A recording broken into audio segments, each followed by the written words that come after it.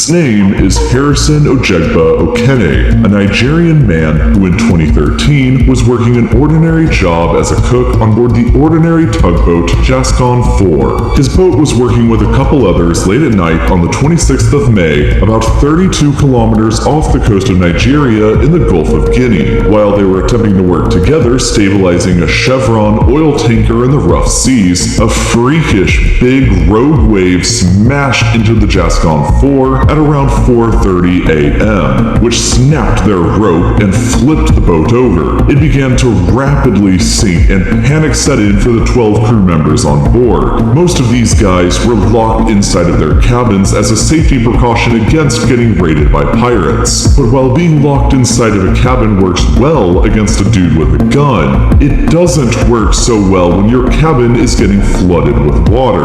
Luckily for Okene, however, was that right before the ship flipped over, he had left his cabin for the bathroom. Only wearing his underwear, he got tossed around inside before the tiny room filled up with water. He forced the door open and witnessed several of his friends get swept outside of the boat. Okene got pushed out from the bathroom down the hallway into another bathroom where he managed to hang on above water for long enough until the boat hit the ocean floor, 30 meters beneath the surface, roughly equal to a 7-story building. Eventually suffering from the extreme cold, he managed to scramble his way out of this dangerous tiny bathroom underwater and in complete darkness. Unable to see or breathe, he used his hands to feel ahead of him until he fantastically discovered another, larger air pocket in the engineer's office where he decided to stay put. But almost completely naked, with no food or fresh water, in a cold, wet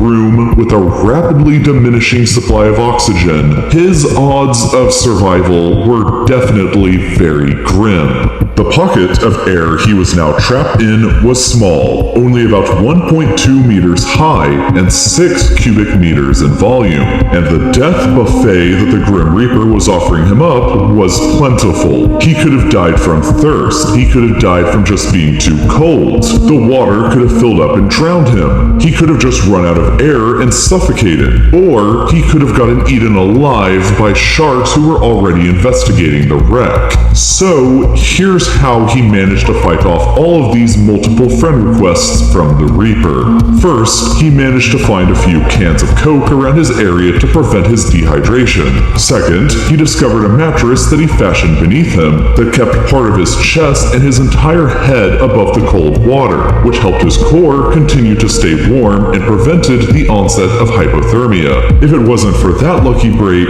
the very cold water would have likely killed him within hours. But his biggest problem was the tiny pocket of air that he was trapped in running out of oxygen. Based on the size of the pocket that he was in and the pressure that it was under 30 meters beneath the ocean, his time limit for breathing was likely only around 60 hours, give or take a little. But there was an additional danger to him in the pocket besides simply running out of oxygen to breathe. He could have also breathed out too much and pumped out too much carbon dioxide, which would have poisoned himself. Luckily for him, however, is that CO2 is easily absorbed by water, and by splashing the water around inside, he was inadvertently increasing the water surface area, which increased the rate that the CO2 was getting absorbed at, and so the levels never got high enough inside to become lethal. And while he had to endure the sounds of sharks getting in and feasting upon the corpses of his